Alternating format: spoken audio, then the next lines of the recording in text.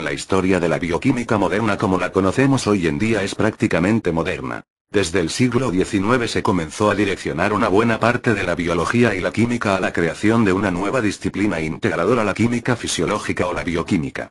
Pero la aplicación de la bioquímica y su conocimiento, probablemente comenzó hace 5000 años con la producción de pan usando levaduras en un proceso conocido como fermentación. Es difícil abordar la historia de la bioquímica, en cuanto que, es una mezcla compleja de química orgánica y biología, y en ocasiones, se hace complicado discernir entre lo exclusivamente biológico y lo exclusivamente químico orgánico, y es evidente que la contribución a esta disciplina ha sido muy extensa. Aunque es cierto que existen hitos experimentales que son básicos en la bioquímica.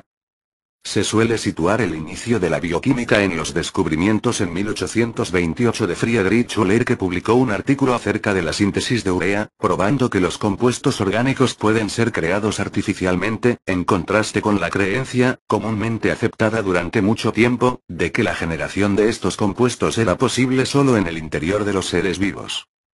En 1833, Anselme Pallén aísla la primera enzima, la diastasa, aunque se desconoce en su alimentación. A mediados del siglo XIX, Louis Pasteur demostró los fenómenos de isomería química existente entre las moléculas de ácido tartárico provenientes de los seres vivos y las sintetizadas químicamente en el laboratorio. También estudió el fenómeno de la fermentación y descubrió que intervenían ciertas levaduras, y por tanto no era exclusivamente un fenómeno químico como se había defendido hasta ahora, entre ellos el propio Liebig. Así Pasteur escribió: la fermentación del alcohol es un acto relacionado con la vida y la organización de las células de las levaduras, y no con la muerte y la putrefacción de las células. Además desarrolló un método de esterilización de la leche, el vino y la cerveza, pasteurización, y contribuyó enormemente a refutar la idea de la generación espontánea de los seres vivos. En 1878 el fisiólogo Wilhelm Kuhn acuñó el término enzima para referirse a los componentes biológicos desconocidos que producían la fermentación. La palabra enzima fue usada después para referirse a sustancias inertes tales como la pepsina. En 1869 se descubre la nucleína y se observa que es una sustancia muy rica en fósforo. 2 años más tarde, Albrecht Kossel concluye que la nucleína es rica en proteínas y contiene las bases púricas adenina y guanina y las pirimidínicas citosina y timina. En 1889 se aíslan los dos componentes mayoritarios de la nucleína. Proteína 70%. Sustancias de carácter ácido nucleicos 30%. En 1897 Eduard Buchner comenzó a estudiar la capacidad de los extractos de levadura para fermentar azúcar a pesar de la ausencia de células vivientes de levadura. En una serie de experimentos en la Universidad Humboldt de Berlín, encontró que el azúcar era fermentado inclusive cuando no había elementos vivos en los cultivos de células de levaduras. Llamó a la enzima que causa la fermentación de la sacarosa, zimasa. Al demostrar que las enzimas podrían funcionar fuera de una célula viva, el siguiente paso fue demostrar cuál era la naturaleza bioquímica de esos biocatalizadores. El debate fue extenso, muchos como el bioquímico alemán Richard Wigster discrepaban de que la proteína fuera el catalizador enzimático, hasta que en 1926, James B. Sumner demostró que la enzima ureasa era una proteína pura y la cristalizó. La conclusión de que las proteínas puras podían ser enzimas fue definitivamente probada en torno a 1930 por John Howard Northrop y Wendell Meredith Stanley, quienes trabajaron con diversas enzimas digestivas como la pepsina, la tripsina y la quimotripsina. En 1903 Michael Tsuet inicia los estudios de cromatografía para separación de pigmentos. En torno a 1915 Gustav Embden y Otto Meyerhoff realizan sus estudios sobre la glucólisis. En 1920 se descubre que en las células hay ARN y ARNI que difieren en el azúcar que forma parte de su composición desoxirribosa o ribosa. El ARN reside en el núcleo. Unos años más tarde, se descubre que en los espermatozoides hay fundamentalmente ARN y proteínas, y posteriormente Feulgen descubre que hay ARN en los cromosomas con su tinción específica para este compuesto. En 1925 Theodore Begbero demuestra que las proteínas son macromoléculas y desarrolla la técnica de ultracentrifugación analítica. En 1928, Alexander Fleming descubre la penicilina y desarrolla estudios sobre la lisocima. Richard Wigster en torno a 1910 estudia la clorófila y comprueba la similitud que hay con la hemoglobina. Posteriormente Hans Fischer en torno a 1930, investiga la química de las porfirinas de las que derivan la clorófila o el grupo porfirínico de la hemoglobina. Consiguió sintetizar hemina y bilirrubina. Paralelamente Heinrich Otto Wieland formula teorías sobre las deshidrogenaciones y explica la constitución de muchas otras sustancias de naturaleza compleja, como la pteridina, las hormonas sexuales o los ácidos biliares. En la década de 1940, Melvin Calvin concluye el estudio del ciclo de Calvin en la fotosíntesis.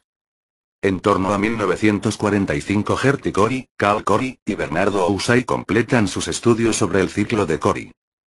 En 1953 James Dewey Watson y Francis Crick, gracias a los estudios previos con cristalografía de rayos X de Arne Rosalind Franklin y Maurice Wilkins, y los estudios de Erwin Chargaff sobre apareamiento de bases nitrogenadas, deducen la estructura de doble hélice del ADN. En 1957, Matthew Meselson y Franklin Stahl demuestran que la replicación del ADN es semiconservativa.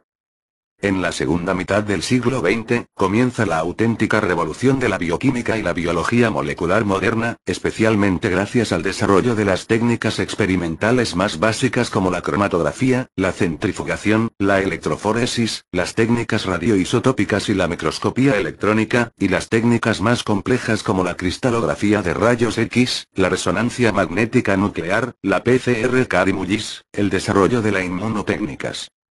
Desde 1950 a 1975, se conocen en profundidad y detalle aspectos del metabolismo celular inimaginables hasta ahora: fosforilación oxidativa Peter Dennis Mitchell, ciclo de la urea y ciclo de Krebs Hans Adolf Krebs, así como otras rutas metabólicas. Se produce toda una revolución en el estudio de los genes y su expresión.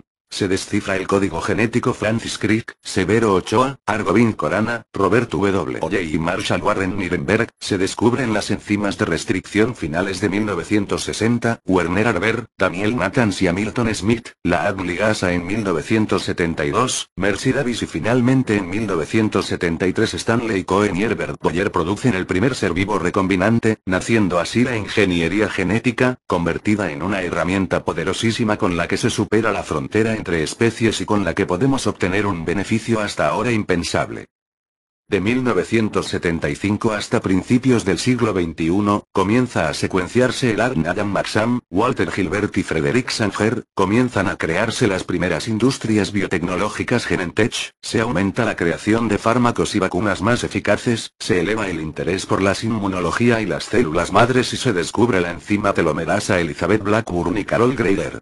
En 1989 se utiliza la bioremediación a gran escala en el derrame del petrolero Exxon Valdez en Alaska.